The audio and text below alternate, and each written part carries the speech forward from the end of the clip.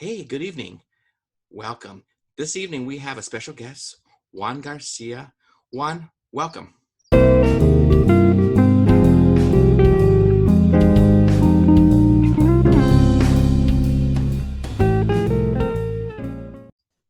Thank you, Jacob.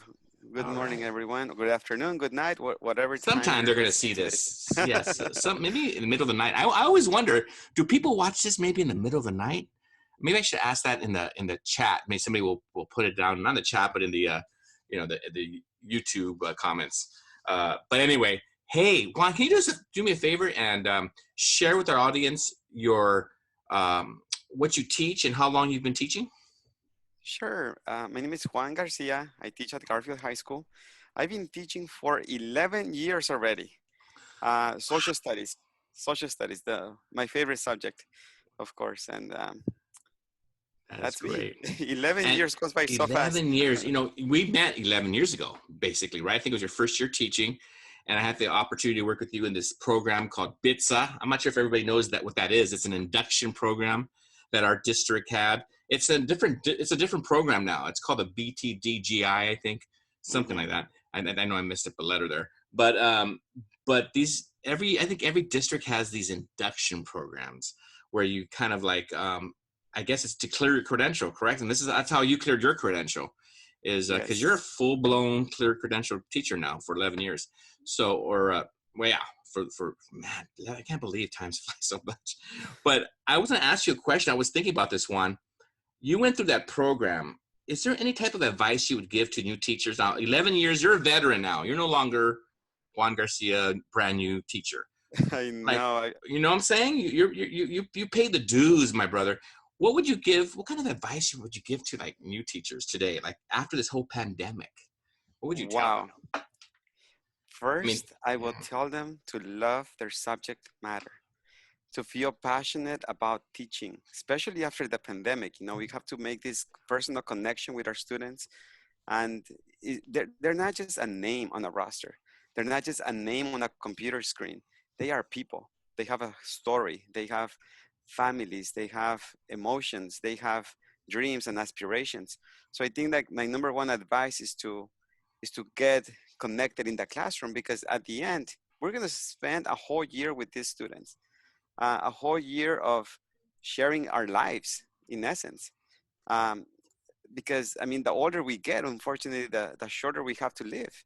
So we are devoting a part of our lives with these students. So might as well get to know them as individuals, and establish a healthy classroom environment, because we are going to blossom together. We're going to grow together. I mean, the teacher, I've been learning that little by little, and I'm still learning, of course. Mm-hmm. I still consider myself a rookie. I mean, you do say that I'm a veteran teacher. Well, Well, yeah, 11 years, but I feel like every single year yeah. there's something to learn. There's something to Mm. reflect and meditate, and just continue to find myself. Continue to find what I feel comfortable doing. Um, Yeah, you remind me. I've been teaching for 27 years, believe it or not. I know I look so young, but no. You know what, Juan? I was thinking that every year I start, I agree with you 100%. Every year I start, I think I want to learn. I want to put something new, something, even if it's small. I want to put that into my teaching or bring it to my teaching to my students. And I think that's a wonderful thing you just shared regarding, getting to know your students, getting to really love what you're doing, because some people don't love what they're doing. And I'm like, if that's it, if you're in education and you don't love teaching children, get out. We don't want you here, right? I Because it's agree. not fair to the kids. The students, they feel it, don't they? They know what teachers care and what teachers don't care. They know which ones care. So and that kind of brings me back to you, because I was thinking about I've been wanting to invite you because, as you know, you and I know, my father knows you and we have a connection there. But I always tell my father, I met Juan before you did. I met you, like I said, 11 years ago. But my father's worked with the, what do you call it, the Alumni Association there at the campus. And he's been doing that for many, many years. And he just loves Garfield. Everything's Garfield to my father. I think he would like if I had went to Garfield, or maybe if I would have taught at Garfield, he Oh would probably yeah. be so happy if that happened. Who knows? Maybe someday. But but I was going to ask you. he would always share with me that he would talk about Juan Garcia. I go, I know a Juan Garcia. I know who he's talking about. And then it clicked in my head. But he would share with me that you would come up with these programs, these like dramas, and then you would present them. Can you tell me about that, where that came from, and talk about those programs? Because I know that he gets a lot out of it. He really speaks highly of you. And can you tell us a little bit about that, the programs? Sure. Thank you. Well, everything started in the classroom, of course, and is our ever never-ending quest to engage students in the learning process. And in one assignment, I assigned an immigration story. So I asked students to interview a family member who had immigrated to the country, or uncle or grandpa, etc. And we started to connect the real history, the history to our personal lives, to the students' personal lives. And that I felt that they got more engaged, they got more interested in learning about, like, oh, my grandfather was a bracero in the Wow. 40s and 50s, and they go like, whoa, okay, they're more interested Oh in yeah. the civil rights movement. And then I found a student whose grandpa was a pachuco during the Sutsu riots. And then we're like, Wow. whoa, and you still have the suit, you have the hat. He's like, oh yeah, we still have That it. is So amazing. so then we started to see those connections, and we're like, oh wow, hold on a second. There's these people who we talk about in history. Yeah. We talk about the civil rights movement. We talk about, okay, Malcolm X, Yeah. Martin Luther King, Rosa Parks, but there's a lot of Latino heroes that are not in the history books. And and our stories are valid. Just as everyone else's stories are valid, our stories are also important. So I started to talk to other teachers about the possibility of bringing guest speakers to the school, people who have played a major role in the history of the civil rights movement, like, for example, the East Los Angeles walkouts, which is one of the things that Garfield High School is known for, the 1968 walkouts. And that's where I started to talk to, talk to so and so, and then talk to so and so. So this networking, right? And you start digging, going deep until you finally get a phone number, until you finally get a name of a person, and you start going, let me pray a little bit, let me call them on the phone, let me see if they're interested in coming to Garfield to talk to our students, to have that personal connection. And I tried it. My first guest that I invited was Bobby Verdugo. Okay, Wow. Bobby Verdugo. If you see the movie Walkout, he's Yes. actually Cholo King. So Yes. I the remember real him. character, the real person, Bobby, Oh wow. and he came to Garfield and he made a beautiful presentation. I mean, that man has a gift, to speak to young people. Speaks Wow. from the heart, and I could see the spark in the students' eyes. Like, Oh my wow, we're gosh. talking to somebody who actually was part of the movement, somebody who Jeez. helped organize the walkouts. And then they got more interested in it and asking questions and and asking questions like, why are we not in the history books? What can we do to bring our history back to life? Oh wow. And then that's when we started to bring more guest speakers, Vietnam veterans, to talk to the students in the classroom when we covered the Vietnam War, for example. And we have multiple perspectives, and that's the Yeah. beauty of history. We have multiple perspectives, and the students are forced to analyze and contextualize the information that the presenters are sharing with us. Mm. Um, but again, also making that human connection. Yeah. So then we started to organize assemblies. So we went from a classroom presentation into a presentation with maybe Wow. 4 or 5 classrooms in a small auditorium in the black box, into having like a school-wide assembly with Oh like my. 1,300 students, and like a school-wide event, to bring more people from the East LA Walkouts. We brought Yoli Rios, we brought Jeez. Bobby Verdugo, we brought Mita Cuaron, Mm. John Ortiz. I mean, unfortunately, I mean, Sal Castro passed Right. in 2013. Otherwise we would have brought him as well. Sure. Um, so it's been an honor, really, uh, Jacob, Jeez. to acknowledge that part of the history, but also to recognize these individuals who did so much to Hmm. uplift the community. and recognize them in life. That was the most beautiful thing that I think I ever done as an educator so far, is to say thank you to Yes. them in person. Um, and give them a gift and bring them I think the greatest gift for them was to see the students Yeah. and that they actually recognize their sacrifice and and their efforts during the 1960s and learning from each other, learning from their mistakes. I mean, Bobby Verdugo dropped out from high school in 12th grade, and he Jeez. was able to tell the kids, I dropped out. That was a stupid mistake. But then he went to UCLA. He became a social worker. He retired, and he's able to provide this rich experience to other kids who need that extra push, Yeah. who maybe don't have the intrinsic motivation to keep going forward. But then when you have somebody who dropped out but yet was able to turn it around, then you have like real, genuine um, message, that Yeah. resonates with the kids. So then we started doing that every end of the year after the AP exam. What That was I the do program. is do the assemblies Wow. after the AP exam. Why? Because now I have the extra time. The AP exam is Sure. usually like in early May. So after the AP exam is finished, I go like, whoa, now we're free. Yeah.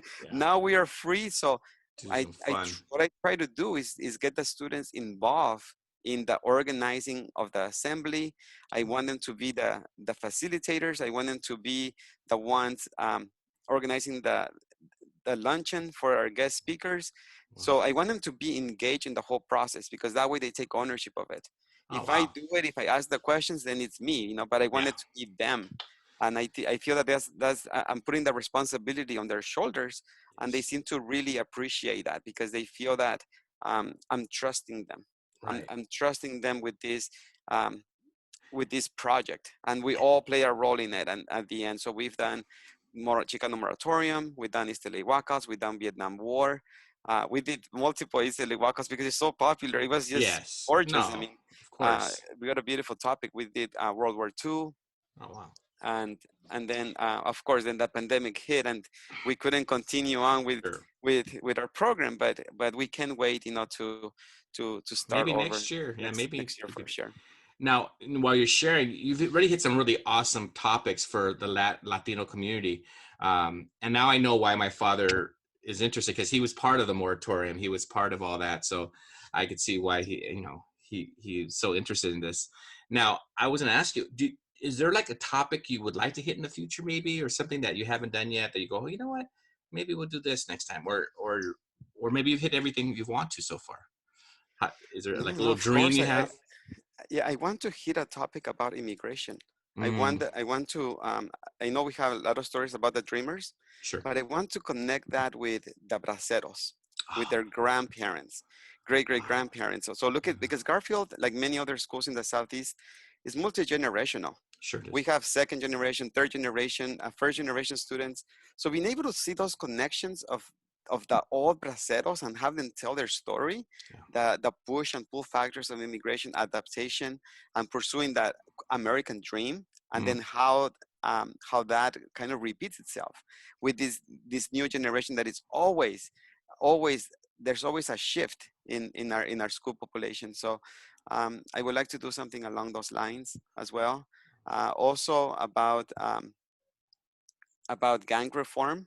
oh, I want to bring some former gang members who can come and bring perspective, into our students on the challenges of gang life, and then how they can actually, bring themselves back together. oh, nice. So I want to do something like that, and Oh, those are great but topics. priority for me, of course, right now is the walkouts and the moratorium. Why?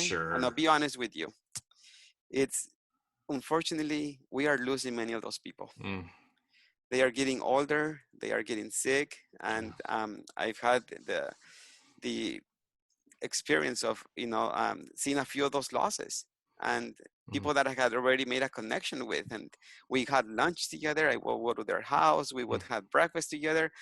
I mean, I was able to It's a build a great bond experience. with some of these Jeez. people and listening to their stories Mm, and their experiences. And so I see that, some of them, like Rosalio Munoz, they are getting sick. And Bobby just passed away last uh, year on May 1st, 2020. John Ortiz also, He passed away in 2020, and it's people that were in our classroom uh, like a year before, and then they are gone. So I want to rescue those stories. I want to r- record them, just like you're doing right now with Yeah, I this was going to ask you, podcast. have you started recording? That would be important.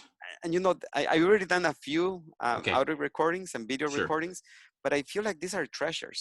These Oh, people have treasures of experience, sure. and I want to preserve that for future generations as well, because their voices need to be heard and Wow. and validated. I mean, I teach in East Los Angeles, and believe me, when I Yeah. ask my students in 11th grade, how many of you guys have seen the movie Walkout, or how many of you know about the East Los Angeles walkouts? Right. Maybe like 3 or 4 out of 40 students raise their hands, and Wow. the rest, no, they Hmm. don't know much. So I feel like we need to teach that, like Yeah. since K K through K, first, second, third grade, whatever. Just Yeah. th- they have to appreciate. They have to see that they are part of this history. They are walking on They're hollow not ground. right. They are. You know, it is. I mean, it's, you know, when you go down, if you ever go to Washington D.C. or if you go to Gettysburg, that's hollow ground because people, you know, people die. There's history, but that goes for East Los Angeles. That goes for that high school that you work at. That is Right. a special situation, and I bet you once they go through the whole process, and at the end of the year, they're probably. I mean, what are the reactions? Or the kids go, "Whoa, this is amazing." I mean, I'm sure they'd come back to you later and say, "Thank you." Right?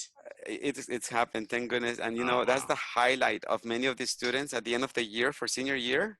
Yeah. The thing they remember the most was organizing those assemblies, because that Oh, was the good. first time they stood in front of the auditorium in front of 1,300 people, and just losing that fear of Yeah. speaking in public.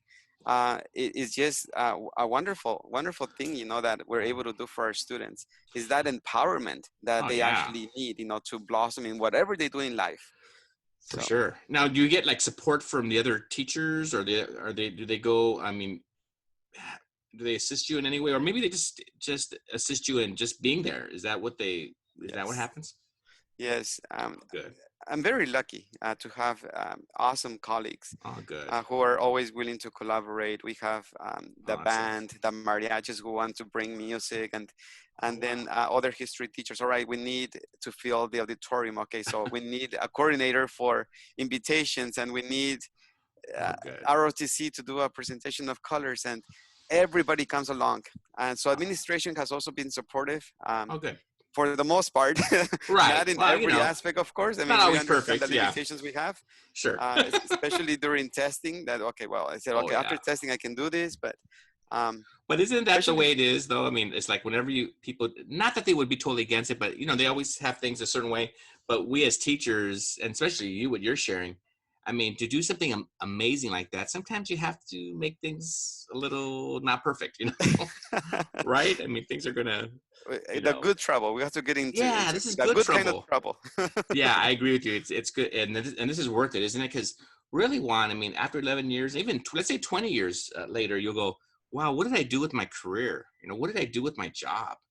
I worked at Garfield High. I worked at this high school that was really significant, and I just clocked in and clocked out. No, you didn't do that. Because here with Pod and Deliver, we try to get teachers who are, and I think we have everybody we've had on they're not just 9 to 3 teachers. They're teachers that take this, you know, after school. And I bet you spend hours after May or after the AP test, right? Because when I talked to you recently, you're like, oh, you know, let's talk after the AP test. And I thought to myself, oh, this guy, he is committed.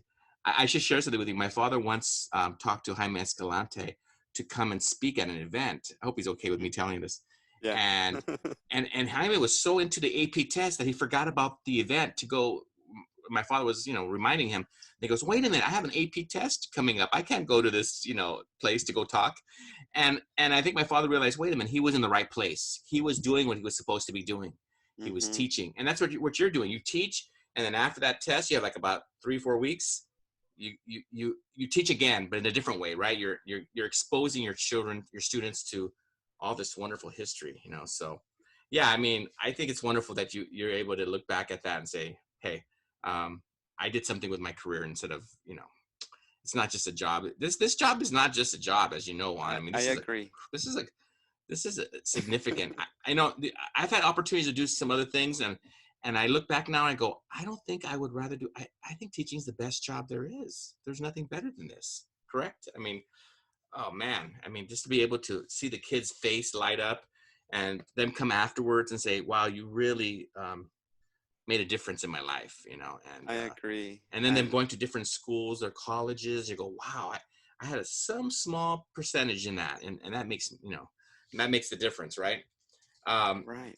as you're going through all this, and working with these kids and doing this program and working with the AP, has there been people you worked with that have been like mentors to you, like people who've maybe in education, maybe there wasn't, maybe there's a couple people, you know, maybe it's, you know, a parent, but somebody who's just said, Juan, I believe in you. Why don't you, you know, why don't you try this? Or, you know, what do you think about this? Have you had people like that in your life?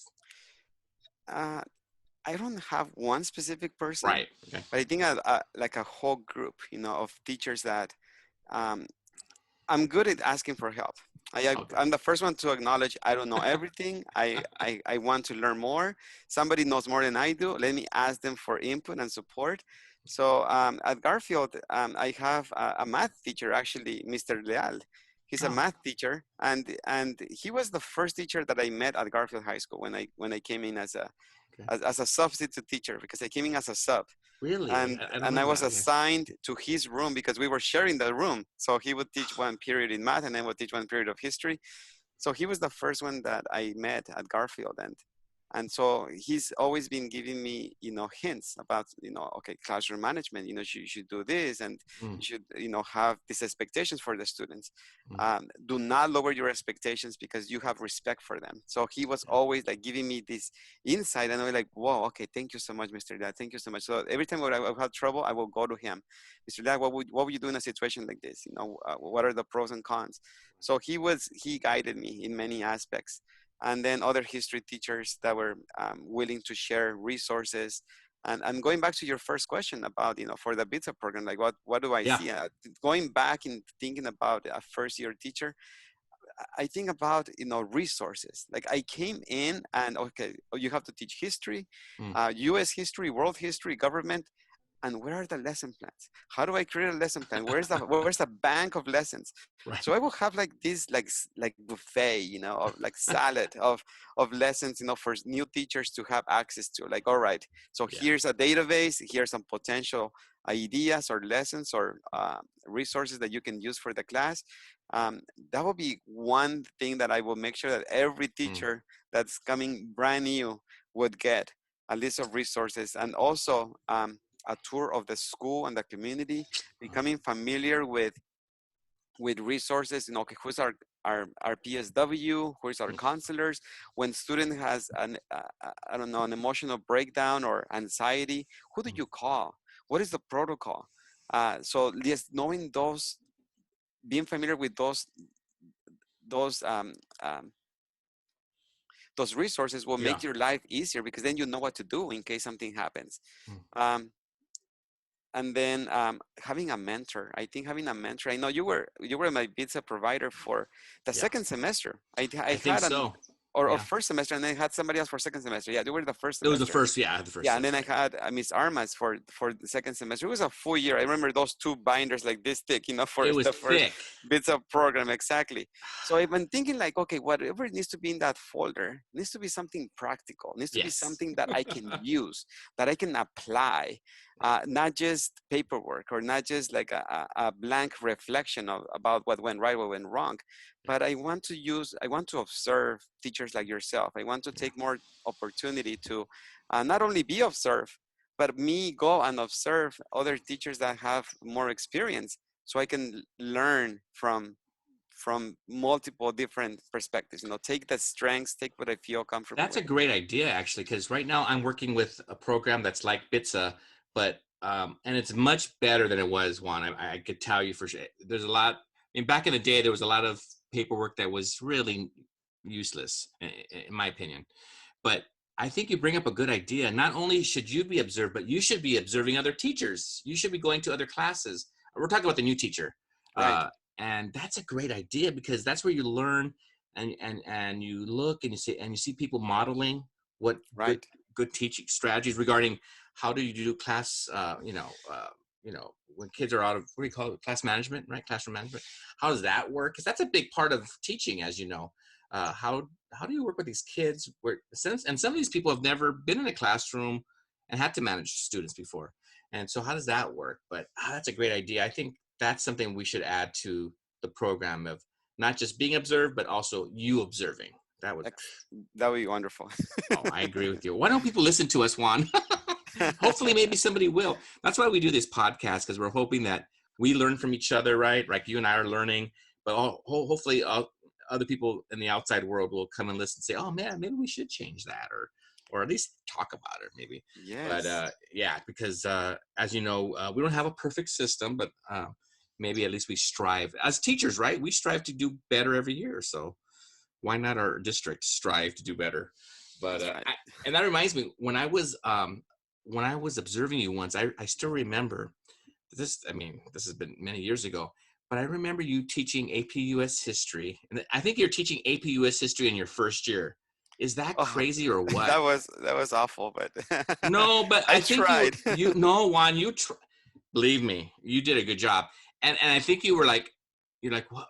I think you felt like you were overwhelmed. You were overwhelmed because I think you were also coaching girls soccer, I believe. Am I right?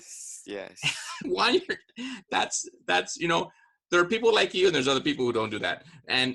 But you did it. You were doing it, and I think you were being successful. Meaning you're learning. Yeah, that's been successful. You're learning. And if you make a mistake, okay, I'm gonna learn from that. But I remember you, and tell me if I'm wrong here, because I might get it wrong here. You would be hitting different units, and you would look at the timeline, and you would put on the timeline different events that are occurring throughout, like U.S. history, because we could go from 1607, I guess, to the present, right?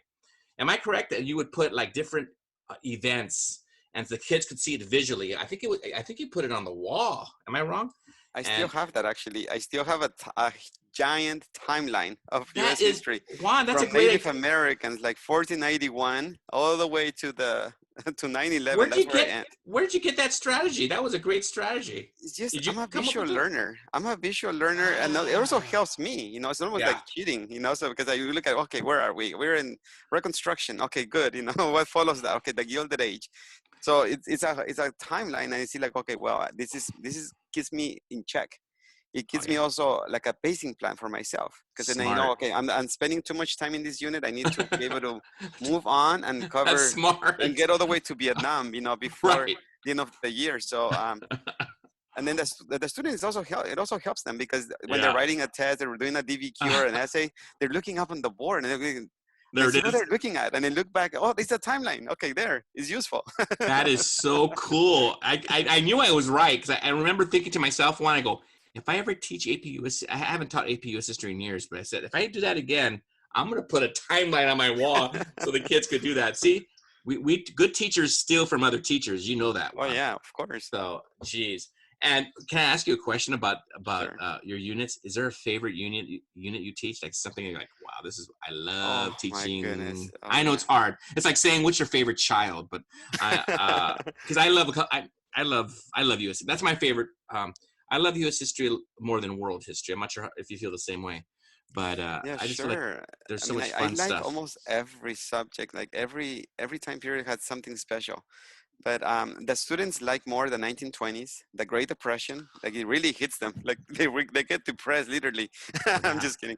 No, because they probably have great grandparents or something that lived through it.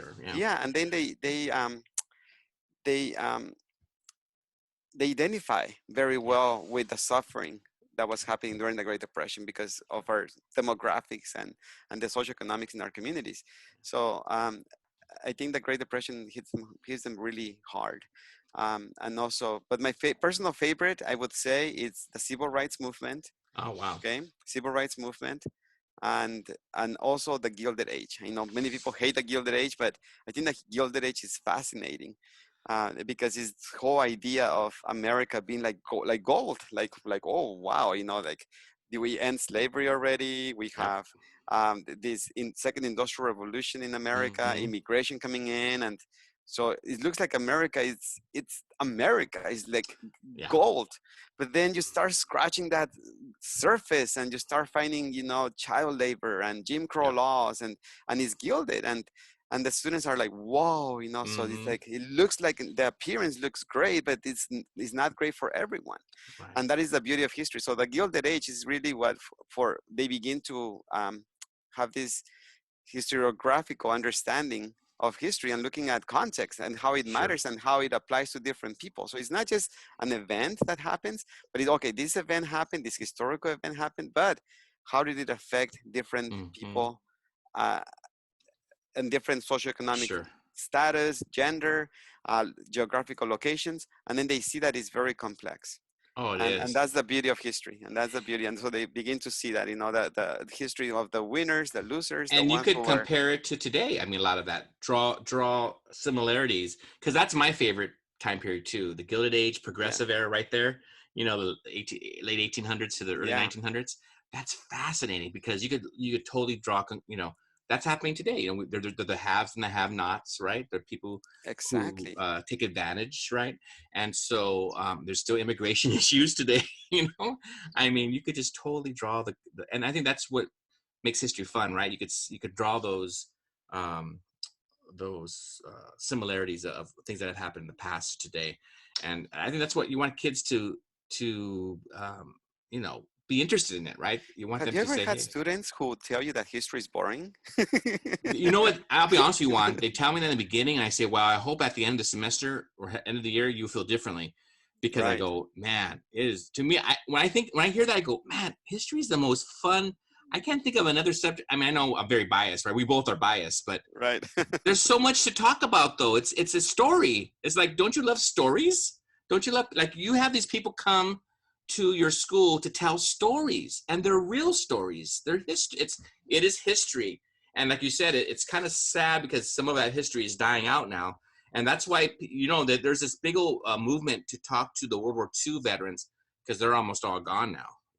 I lost an uncle last year, and he fought in World War II and Korea, and we're losing those people. They're in their I agree. 90s, and so once they're gone, we don't have the voice anymore. We just have, we have documents and so forth, but it's nice to hear the voice. So I Yeah, love it I when you agree. said you're starting to record a lot of this, because we're in 2021, my friend, but it's going to be 2030, 2042, and just tomorrow.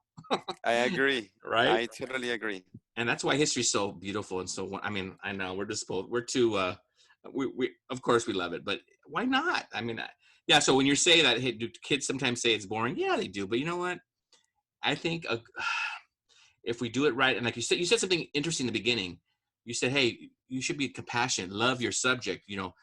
That is, if you do that, I can't see why a kid would not like your class. I mean, I'm sure they love being in your class because you're always trying to bring connections, right?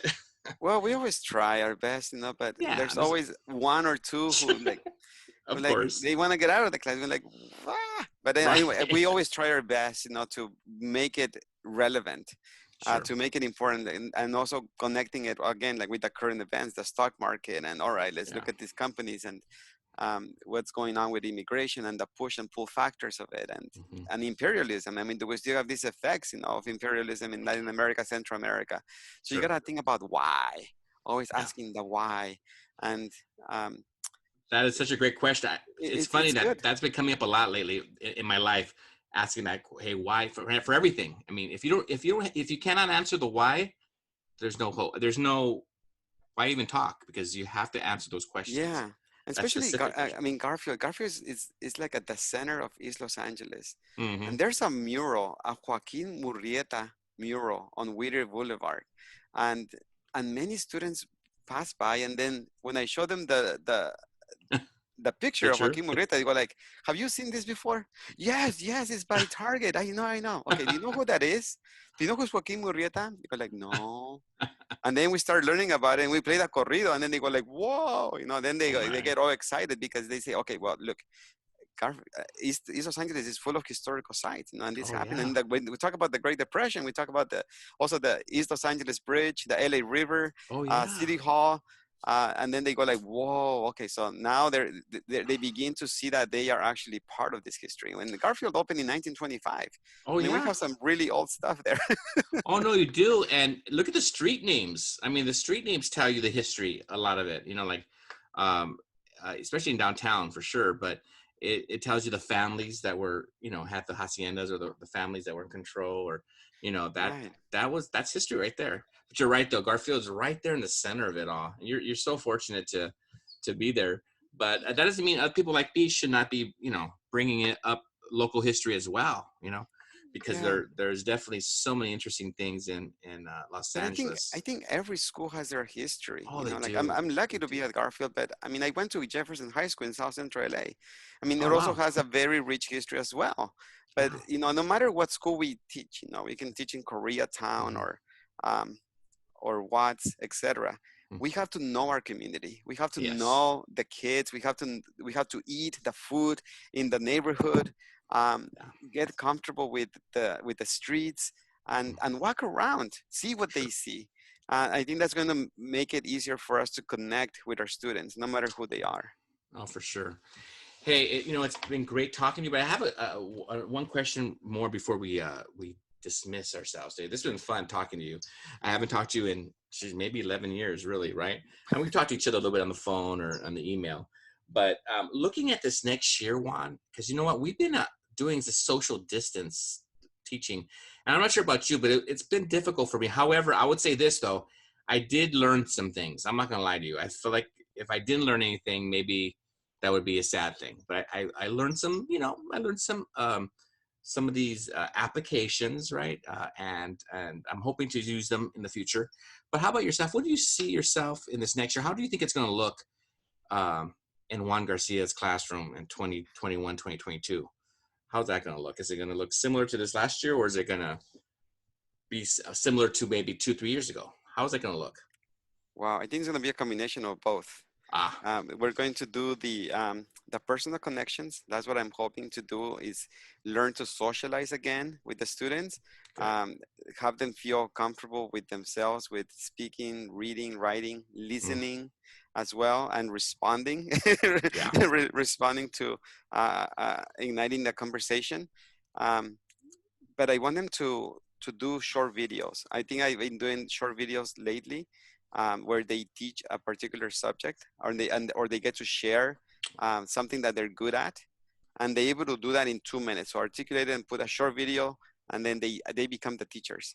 So by having those short videos with the students commenting on each other's videos, not only do we have a record of their perspective, but we can also create like a platform where they Yeah. can comment on each other's videos and add more more to that. So I mean, they're going to be turning in work digitally. Of course, I feel that the era of collecting papers, it's almost Yeah. gone. Like I they're think going it to turning is. everything online, I think you're and right. so they're going I to turn think everything so. online. But I don't want it to be just computer based. I also want them to be able to make those connections, and we Oh can yeah. present in person and make those speeches in person, but then also have it recorded for the people who are not witnessing Yeah.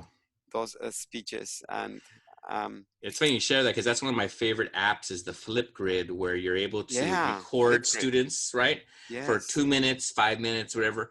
But I think you're absolutely right regarding it. We still shouldn't forget about the live speeches or the live presentations, because that's part of life. The kids need to know how to do that, And they right? love it.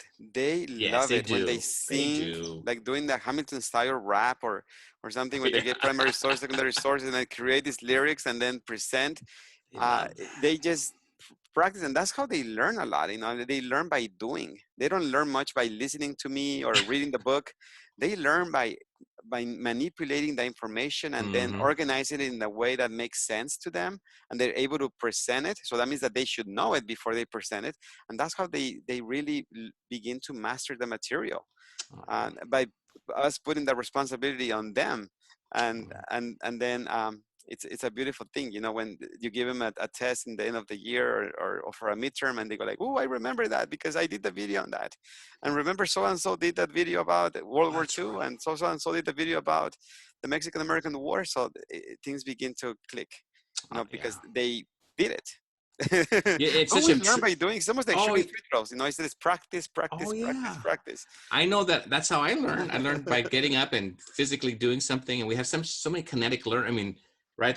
Was it Gardner who said there's all these these modalities of how to learn, and one of them is getting up and physically doing something.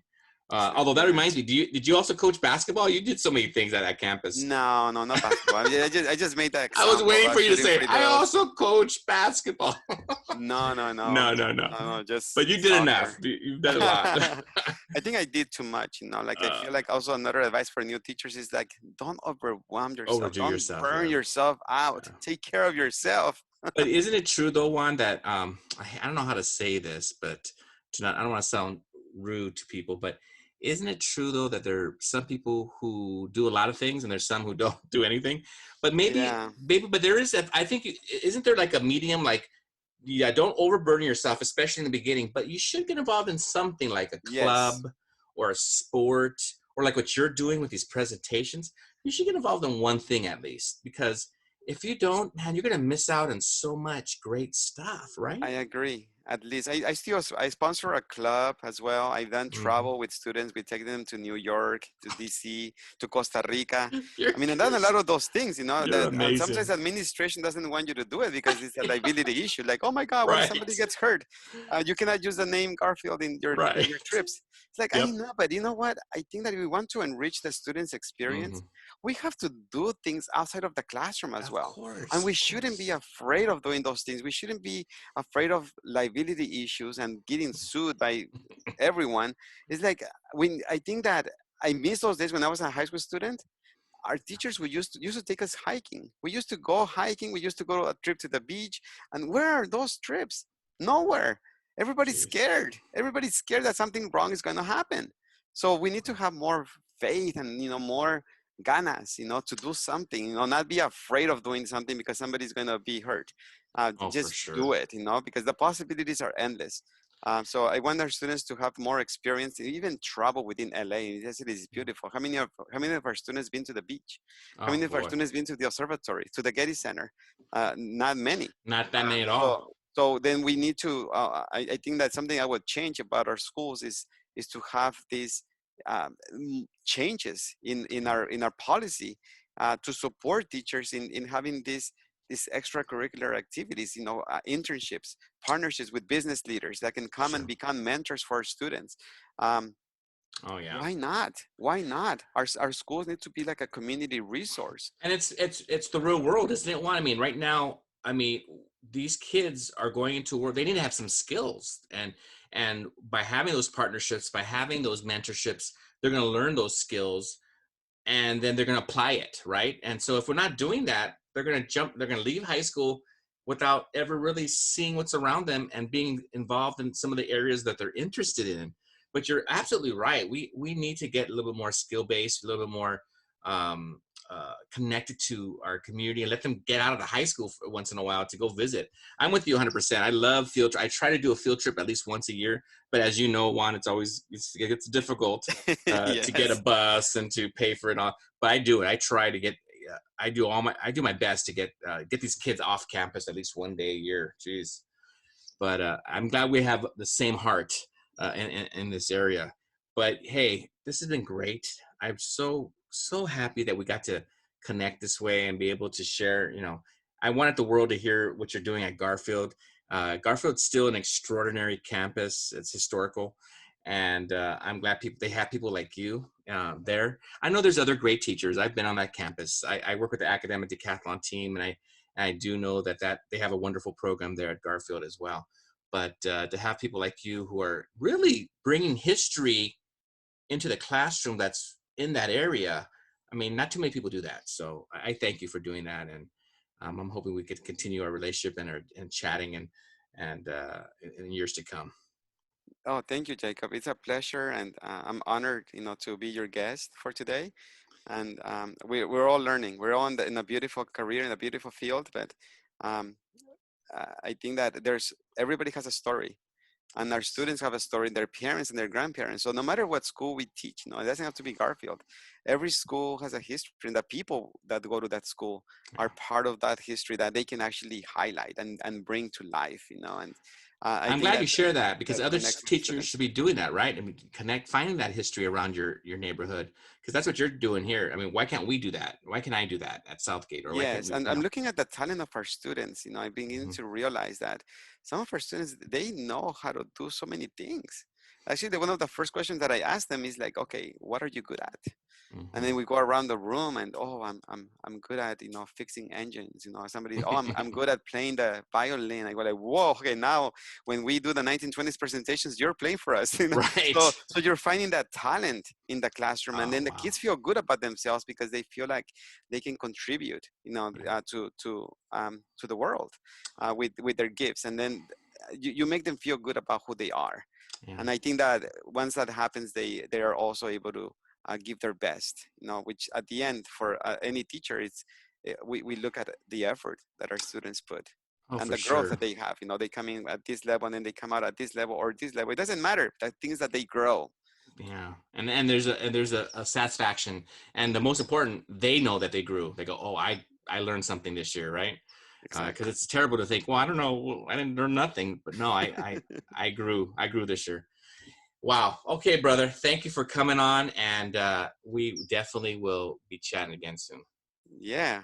No, anytime. Okay. Let's have a carne asada or Oh something. Okay. yeah. All right then. Thank you. Okay. Bye bye.